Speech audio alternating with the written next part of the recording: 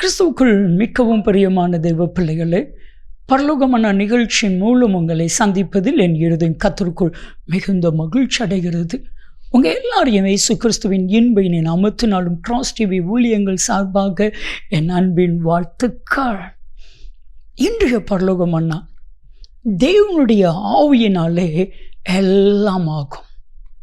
இன்னைக்கு எல்லாருக்கும் ஒரு கேள்வி, இது எப்படி நடக்கும், இது எப்படி ஆகும், இது எப்படி நடக்கிறதுக்கு வாய்ப்பே இல்லையே, எப்படி நடக்கும்? ஆனால் நடக்கும். எப்படின்னா, சக்கரியா 4வது அதிகாரம் 6வது வசனத்தை நீங்கள் வாசித்து பாருங்க. பலத்தினாலும் அல்ல, பராக்கிரமத்தினாலும் அல்ல, தேவனுடைய ஆவியினாலே ஆகும், எல்லாம் ஆகும். என் அன்பு தெய்வ பிள்ளைகளே, உங்களால், என்னால், இந்த உலகத்தால், மாம்சத்தால் முடியாத நிறைய காரியங்கள் இருக்குது. ஆனால் தேவனால் முடியாதது அப்படின்னு சொல்லி ஒன்றுமே இல்லை. தேவனால் கூடாத காரியம்னு சொல்லி ஒன்றுமே இல்லை. நீங்கள் என்னெல்லாம் நினச்சிருக்கீங்களோ அதெல்லாம் தேவனுடைய ஆவியினால் நடக்க போகுது. அன்பான தெய்வ பிள்ளைகளே, நமக்குள்ள ஒரு கேள்வி எழும்பும், இது எப்படி நடக்கும், இது எப்படி ஆகும்? ஒரு முறை கேப்ரியேல் தூதன் அன்னை மரியாளிடத்திலே, உன்னிடத்திலே கற்பம் உண்டாகும் என்று சொன்ன பொழுது, நீ கற்பவதி ஆவாய் என்று சொன்ன பொழுது, அன்னை மரியாள் சொன்ன வார்த்தை சிரிச்சுக்கிட்டே, நான் புருஷனை அறியேனே, எப்படி இது நடக்கும்? நான் புருஷனை அறியேனே, இது எப்படி ஆகும்?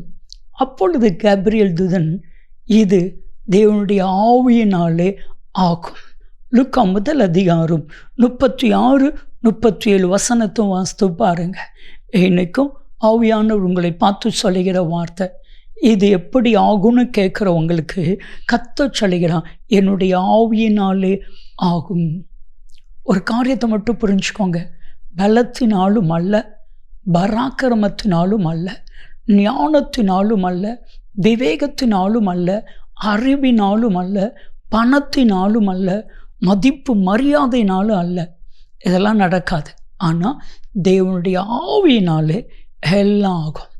கர்த்தராகிய இயேசு கிறிஸ்து சீசர்களை பார்த்து சொன்ன வார்த்தை என்ன தெரியுமா? மார்க்கு 10:27 வாசித்து பாருங்க. இது மனுஷனால் கூடாது, தேவனால் கூடாததல்ல, தேவனால் எல்லாம் கூடும், தேவனால் எல்லாம் கூடும். ஹிந்தி நடிகர் மனோஜ்குமார் பட் என்கிற ஒரு ஹிந்தி நடிகர் கர்த்தராகிய இயேசு கிறிஸ்துவை சொந்த இரட்சகராக ஏற்றுக்கொண்டார். அவருக்குள்ள அவ்வளோ ஒரு விசுவாசம், அவளுக்குள்ள அவ்வளோ ஒரு வைராக்கியம். கர்த்தரை இறுக பிடித்து கொண்டார். அவருக்கு குழந்தை இல்லை. அவங்களுடைய மனைவிக்கு யூட்ரஸ், கர்ப்பப்பை ஆப்ரேஷன் என்கிற ஒரு செய்தி. ஆனால் ஆப்ரேஷன் பண்ணி தான் ஆகணும். ஆப்ரேஷன் பண்ணியாச்சு. ஆனால் கர்த்தர் சொன்னார், நான் குழந்தைய கொடுப்பேன், நான் குழந்தைய கொடுப்பேன். என் அன்பு தெய்வ பிள்ளைகளே, மனோஜ்குமார் பட் என்கிற தெய்வ மனிதனுக்கு, அவங்களுடைய மனைவிக்கு கர்ப்பப்பையே இல்லாமல் கர்த்தர் அழகான பெண் குழந்தையை கர்த்தர் கொடுத்தா. எப்படி ஆகும்? இது நடந்த சம்பவம், உண்மை சம்பவம். எப்படி ஆகும்? தேவனாலே எல்லாம் ஆகும். நம்ம நினைக்கலாம்ல, இது எப்படி நடக்கும்? எசேக்கியா அழுகிறான், ஜெபிக்கிறான், அந்த ஜெபத்திற்கு கர்த்தர் பதிலை கொடுக்கிறான்.